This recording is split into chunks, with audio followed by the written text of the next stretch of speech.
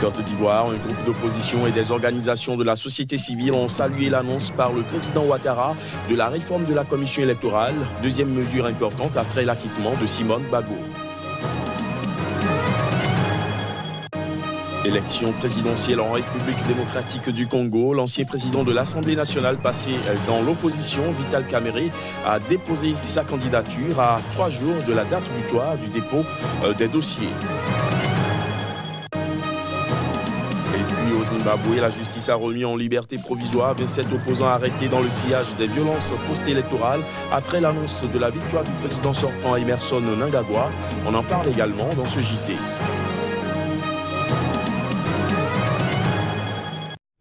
Voilà pour les titres. Bonsoir à tous.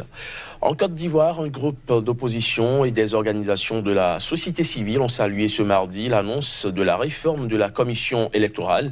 Il s'agit de la deuxième mesure importante après l'acquittement de 800 personnes, dont l'ex-première dame Simone Gbagbo, annoncée par le président Alassane Ouattara à la veille de la célébration du 58e anniversaire de l'indépendance du pays. Dans une allocution télévisée à la Nation ce lundi soir, le président Alassane Ouattara a annoncé avoir demandé au gouvernement de réexaminer la composition de la commission électorale indépendante, souhaitant que les prochaines élections soient inclusives et sans violence. Une annonce saluée ce mardi par un groupe d'opposition et des organisations de la société civile de Côte d'Ivoire. Le groupe de plaidoyer et d'action pour une transparence électorale, un réseau d'organisations de la société civile ivoirienne, a dans un communiqué souligné que la réforme de la commission électorale contribuera à faire baisser la tension entre les acteurs politiques et marque la volonté du chef de l'État de continuer à édifier un État de droit en Côte d'Ivoire. Georges Armand Oueni, président de Ensemble pour la démocratie et la souveraineté, coalition qui regroupe des partis politiques d'opposition et des associations de la société civile, a pour sa part estimé qu'il faut une commission électorale crédible pour des élections crédibles et appelé à une élaboration consensuelle de la nouvelle commission. Avec 8 de ses membres représentant le pouvoir contre seulement 4 pour l'opposition, la composition de l'actuelle commission électorale indépendante ivoirienne est jugée déséquilibrée par l'opposition et par des organisations de la société civile à 2 mois des élections locales. Au Cameroun, 9 candidats, dont le président sortant Paul Biya, ont été retenus pour la présidentielle du 7 octobre, selon une liste publiée ce mardi par l'organe chargé d'organiser ce scrutin. Les principaux opposants retenus sont Joshua Ossi du Social Democratic Front, principal parti d'opposition, et Garga Aman Hadi de l'Alliance pour la démocratie et le développement. Seront également présentes des figures montantes de l'opposition, tels que l'avocat anglophone Akere Mouna, investi par le Front populaire pour le développement, Maurice Kamto du mouvement pour la renaissance du Cameroun et Cabral Libi du parti Univers. Il faut dire qu'au total, 28 dossiers de candidature avaient été reçus, dont 18 ont été rejetés, ainsi qu'un désistement. Élection présidentielle en République démocratique du Congo, l'ancien président de l'Assemblée nationale passé dans l'opposition, Vital Kamerhe, a déposé lundi sa candidature. Notons qu'à 2 jours de la date butoir du dépôt des dossiers, le pays reste dans l'attente de la décision du président Joseph Kabila. Voici les détails. En attendant de savoir si oui ou non Joseph Kabila Kabange allait postuler pour le scrutin présidentiel de décembre, un autre candidat est dans les starting blocks. Vital Kamerhe, puisque c'est de lui qu'il s'agit, a déposé son dossier lundi. Sa candidature est la deuxième parmi les adversaires du président Kabila, après celle de l'ex-chef de guerre Jean-Pierre Bemba, jeudi. Ancien secrétaire général du parti présidentiel PPRD de 2004 à 2009, Vital Kamerhe est arrivé en 3e position à l'élection présidentielle de 2011, entachée d'irrégularités et dont les résultats ont été contestés par l'opposition. Originaire du Sud Kivu, l'ancien président de l'Assemblée nationale congolaise veut mettre en place un nouveau leadership exemplaire et visionnaire. le dossier d'un troisième opposant, Félix Tshisekedi, président du parti historique d'opposition, l'Union pour la démocratie, le progrès social, l'UDPS, sera déposé mardi, selon son directeur de cabinet adjoint. Selon la Constitution, le président Kabila ne peut se représenter à la présidentielle, prévue le 23 décembre, mais il est resté jusqu'à présent muet, laissant planer le doute sur la désignation d'un dauphin. Au Zimbabwe, la justice a remis ce mardi en liberté provisoire 27 opposants arrêtés dans le sillage des violences post-électorales après l'annonce de la victoire du président sortant Emmerson Mnangagwa. Malgré ces libérations, des diplomates ont fait part de leur inquiétude, évoquant des violations graves des droits de l'homme. Les images. 27 opposants qui réfutent les accusations de violence sur la voie publique ont été remis ce mardi en liberté provisoire. Ils doivent payer $50 et ils repasseront devant un juge le 4 septembre prochain. Le procureur qui représente l'État avait pourtant demandé la prolongation de la détention des 27 prévenus, estimant que la mort de 6 personnes et les voitures brûlées sont directement liées aux accusés. La décision est que les accusés ont le droit d'être libérés sous caution à certaines conditions, y compris le paiement de $50 pour chacun des accusés. Nous nous attendions à cette décision parce que, selon la loi, toute personne arrêtée a le droit d'être libérée sans condition ou avec des conditions raisonnables sous caution.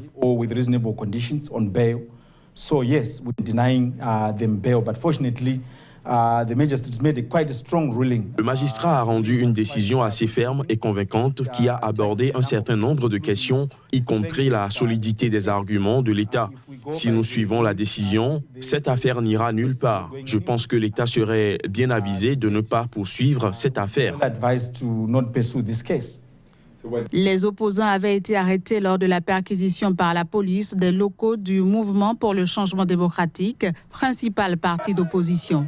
Cette opération était survenue après la répression mercredi de la manifestation contestant les résultats des élections générales au cours de laquelle au moins 6 personnes ont été tuées. Les chefs de mission au Zimbabwe, de l'Union européenne, des États-Unis, de la Suisse et du Canada ont, dans une déclaration commune, fait part de leur grave inquiétude quant à l'éruption de violence et des sérieuses violations des droits de l'homme. En bref, au Nigeria, les forces de sécurité ont temporairement bloqué les accès du Parlement ce mardi. Elles s'étaient postées devant les portes de l'institution, empêchant les législateurs d'y entrer.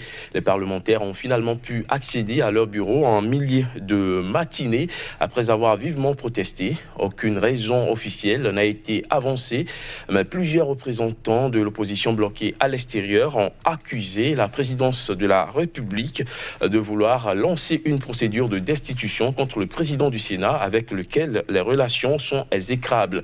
Cet incident est le dernier rebondissement dans le bras de fer qui oppose depuis des mois le président Muhammadu Buhari au président du Sénat, Bukola Saraki.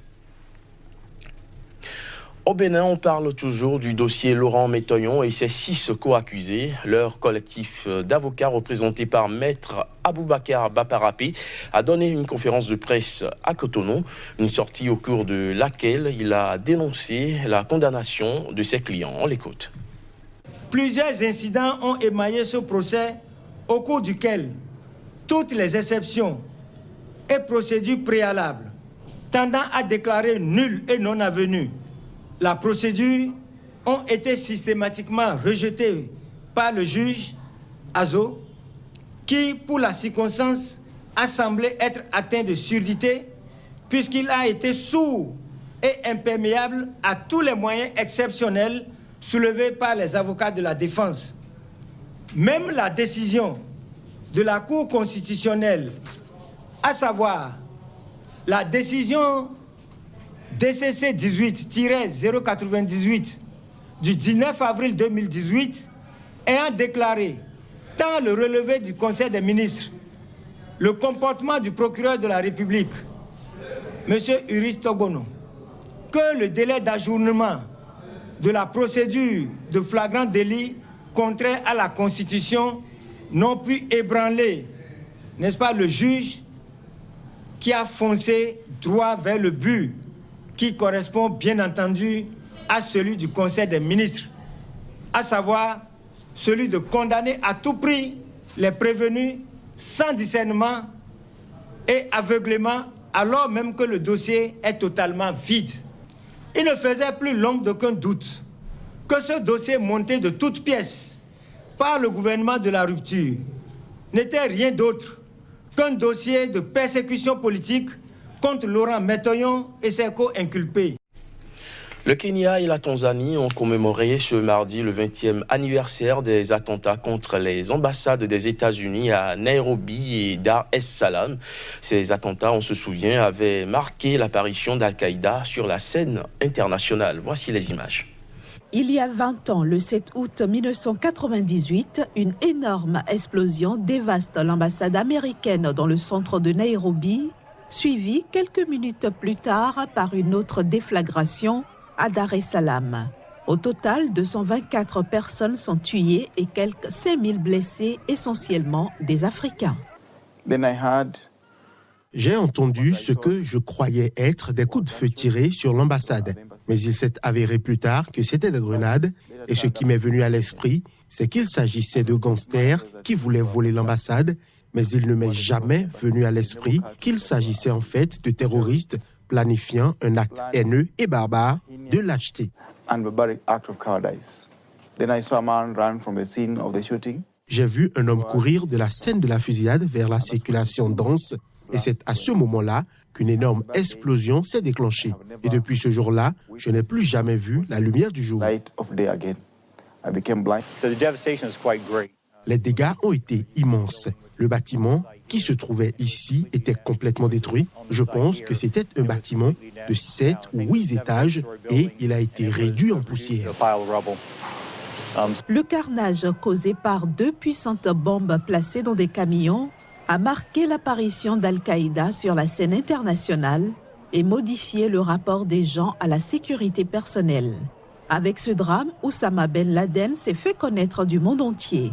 Et ce, 3 ans avant de concevoir les attentats les plus meurtriers de l'histoire le 11 septembre 2001 à New York et Washington, qui ont fait près de 3000 morts. Hors du continent africain et plus précisément en Colombie, le président sortant a effectué une dernière apparition publique un jour avant de passer les rênes du pouvoir au président élu Ivan Duque. Occasion pour Juan Manuel Santos de se défendre face aux accusations du président vénézuélien Nicolás Maduro, selon lequel il serait impliqué dans l'attentat perpétré contre sa personne le week-end dernier. Reportage. Dernière apparition publique de Juan Manuel Santos en tant que président de la Colombie. Pour son dernier discours, le président sortant met un accent particulier sur l'attentat dont a été victime son homologue vénézuélien et pour lequel il est tenu responsable par Nicolás Maduro. Une accusation dont il se défend farouchement. J'ai été accusé de choses mortelles et divines, d'être communiste, d'appartenir au FARC, d'avoir l'alias Santiago, d'être un infiltré de Castro-Chavismo. J'ai été accusé de tout ce que vous pouvez imaginer. Du côté vénézuélien, les autorités ont annoncé une riposte énergétique. Les militants du pouvoir en place manifestent en soutien au chef de l'État. Pour la petite histoire, 2 drones chargés chacun d'1 kilo de C4, un puissant explosif militaire, ont explosé à proximité de la tribune présidentielle lors d'une cérémonie militaire dans le centre de Caracas. Fin de ce journal, merci de l'avoir suivi.